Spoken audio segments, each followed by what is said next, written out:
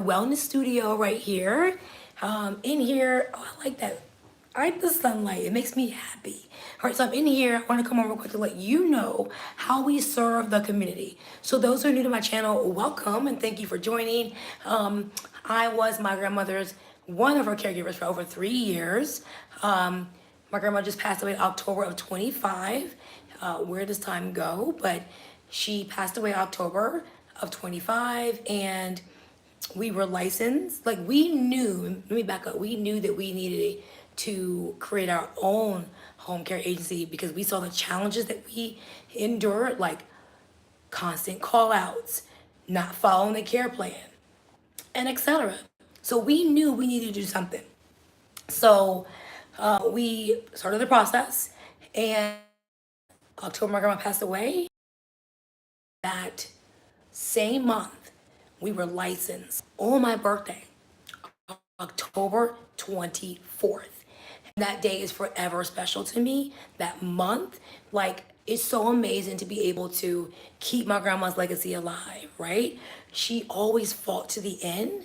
She fought even when she didn't feel like doing anything. But she would go out, we would take her out to dinners, to lunch, you know, really that's pretty much it. She would go bowling with us just to watch, but those are the things that I believe really helped my grandma be around longer. She was happy and she wanted to be at home. And even when she was at the rehab for a short while, getting more strength, we visit her there. And it just brings me so much joy when I look over here at my, what is this?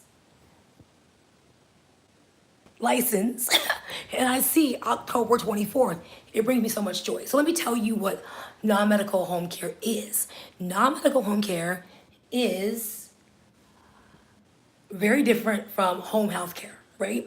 So home health care is required by your physician to give you a doctor's order, right? You have to qualify for that, right? So my grandmother did qualify for home health care, right? But her insurance company did not cover like assistance to help her with grooming, helping her get dressed, helping her do all the things. So the family jumped in to help take care of her, make her food, all the things. But we had just learned about non-medical home care. So non-medical home care does not require a doctor's order.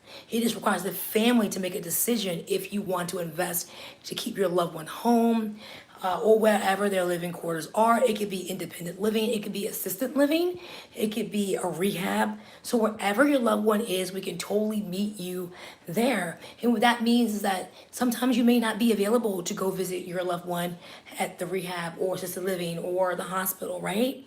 So we come in and we help, right? We do well visits, we do companion care, playing games, on all those things, right? Comment down below and let me know what has been one of your biggest challenges looking for non-medical home care.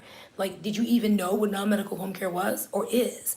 So it is a goal of mine to reach discharge planners, surgical planners, caseworkers, to allow them to know what resources are available to patients that may be in their care, right?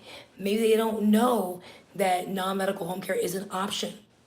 So that is a goal of mine. But for now, I'm going to tell you what we do right here, be more specific. So we help with companion care. It means like, being more social. It could be taking your loved one out to, events or wherever you might want them to go. It could be church, it could be whatever, as long as it's on that care plan, okay? Also, shopping and errands, I mentioned that. Meal preparation, it could be light meal prep, making sure your loved one has food throughout the week. Medication reminders. So we're not distributing medication, but we are have medication reminders, okay? And then transportation to appointments and social events. So if transport is needed, we are there to support you. Like, we took my grandmother to her dialysis treatments, and she was so sweet. She would be waiting there for me to pick her up. She would be so excited. I really do miss my grandmother. Light housekeeping and laundry, and even organization. So those are the services that we offer. Like I said, we do, meet clients where they are, whether they're in rehab, assisted living, rehabilitation center. It doesn't matter. So if you're looking for home care in Maryland, It has to be in Maryland because we're licensed in Maryland. Um, click the link down below and let me know so we can talk offline to find out how we can actually serve you and your loved one right here in Maryland. I'm going to give you like 3 things to ask for when you're looking for a home care agency. It doesn't have to be in Maryland. So number 1, you want to write this down for your checklist. You want to research to ensure the agency is licensed in your state. Okay, license. So write down to ask the agency if they are licensed in that particular state. Then you want to ask them, right, what is the call out policy of their agency? So that way you know how many on call or family members that you need to have on call in the event the agency may have call outs or not able to make it because of inclement weather, things like that, right? And lastly, another tip, write this down. Ask the agency, do they know how to operate any equipment that your loved one may be on? So for example, my grandmother so I'm gonna put the link down below today. So in Maryland, Maryland has a program, but it has to be complete, I think, by either the doctor or by you, one of the two, right? I can't remember right now offhand. But you can get free equipment. It could be a walker, it could be a portable commode, it could be like different things, right? And so my grandma got her hospital bed. That was the prescription by the doctor. Medicare paid for that.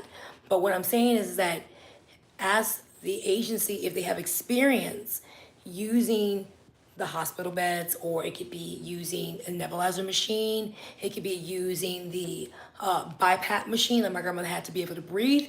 And so that required a prescription too. But just find out, do they in fact know how to use that? We got a chairlift installed for my grandmother so she'll be more mobile where she can go up and down the steps. So ask them, do they know how to use a chairlift, right? So if they don't, no problem. You'll be there to support them, to explain to them, to demonstrate how to use that. All right, so those are the 3 questions that I recommend that you ask. We had to learn the hard way, okay? And then most importantly, it is important that the agency follows the care plan. So we're not taking the client out to McDonald's or any other restaurants if that is not on the care plan. If the care plan needs to be updated, then we can revise it. But until then, we're not taking the client anywhere it's not listed on there, which is really important. That's one of the biggest challenges that we face when we were hiring an agency is being reliable and then making sure you follow the care plan. It's super important for liability purposes and just for safety, right? That's it for now. So again, we are licensed here in Maryland and we are accepting clients right now, whether you are in home, whether you're assisted living, whether you're independent living, whether you are at rehab, we are here to support you. But remember, non-medical home care does not require a doctor's order. It requires for you to make a decision if you want to invest in yourself or in your loved one. All right, guys, like and share and subscribe.